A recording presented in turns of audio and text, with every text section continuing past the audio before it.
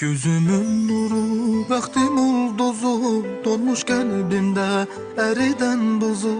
Sənin sevgindir, xoş hərarətin, olmasın sonu bu məhəbbətin. Cavan ömrümün baharı yazı, alnımızdakı yazılan yazı bizi ayırmasın, elə bağlasın, səndən ayrı bir günüm olmasın.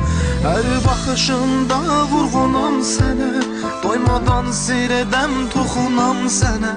Heyranam, dəlinəm, çılğınam sənə, bütün varlığımla sarılam sənə.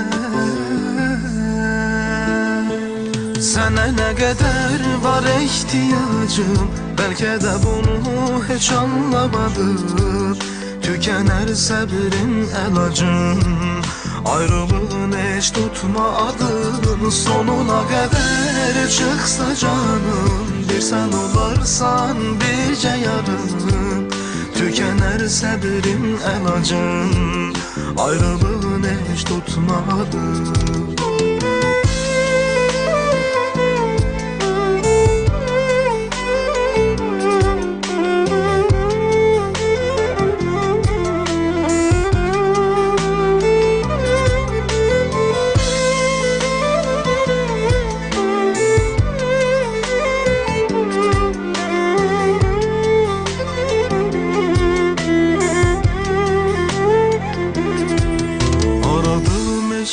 Səndə tapmışam, sevgim bir yuxudur, sanki yatmışam.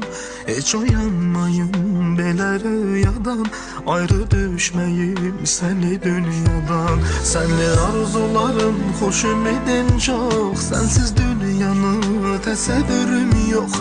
Düşünmək belə istəməm gülüm, sənsiz neylərəm bilmirəm gülüm. Hər baxışında vurğunam sənə, doymadan seyredəm, toxunam sənə. Heyranam, dəlinəm, çılğınam sənə, bütün varlığımla sarılam sənə. Sənə nə qədər var ehtiyacım, bəlkə də bunu heç anlamadım. Tükənər səbrin əlacım, ayrılığın heç tutmadın. Sonuna qədər çıxsa canım, bir sən olarsan bircə yarım.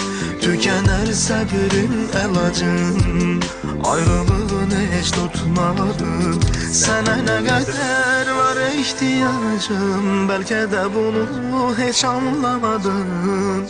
Tükənər səbrin əlacım, ayrılığın heç tutmadın. Sonuna qədər çıxsa canım, bir sən olarsan bircə yarım. Tükənər səbrin əlacım, ayrılığın heç tutmadın.